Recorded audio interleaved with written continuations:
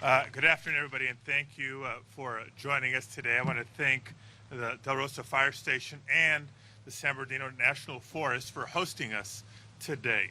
I also want to thank Vice President Harris, my friend, my predecessor, Secretary Vilsack, been bending his ear all day long, Governor Newsom, my friend Governor Newsom, Representative Aguilar, and all my colleagues in public service who have joined us here this afternoon to highlight how the multiple investments that we're making to both recover from and address the growing threat of fires in the future. Now, it is no hyperbole to say that the climate crisis is already a daily reality here in California. I try to appeal to my colleagues constantly that addressing climate isn't something that if we don't do it in 10 years, 20 years, 30 years, what will it mean? California is experiencing it already. And it's not just California. Indeed, across the western United States, historic wildfires are becoming far too frequent and far too severe.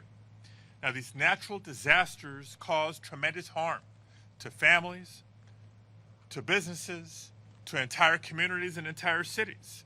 Devastating impacts that I saw firsthand yet again last year during my statewide infrastructure tour. I was touring the state to help inform my advocacy in Congress for infrastructure investments. Part of that tour took me to Santa Rosa to talk to local leaders, including fire personnel, on what the fires there meant years ago and what the recovery process has been like.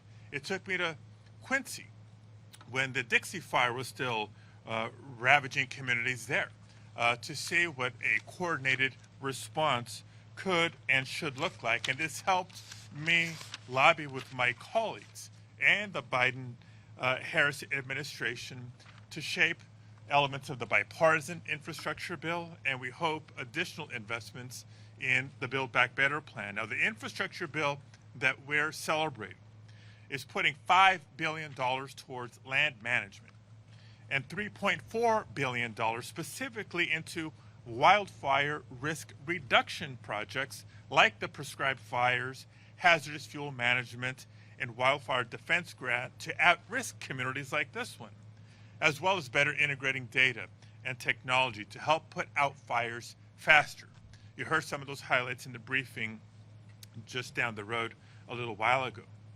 And we also know that how important recovery and restoration efforts are after devastating wildfires for years until communities completely rebound. So I'm proud to see the additional $600 million in funding from the USDA specifically for restoration and recovery efforts here in California. So again, I want to thank the Forest Service for their work to keep communities safe and their new long-term strategy, as well as the Vice President Harris, Secretary Vilsack for their partnership in making sure that this important work, and California specifically, gets the attention that it deserves in Washington, D.C. Look forward to continuing to work together to fight to protect our communities in the face of the climate crisis.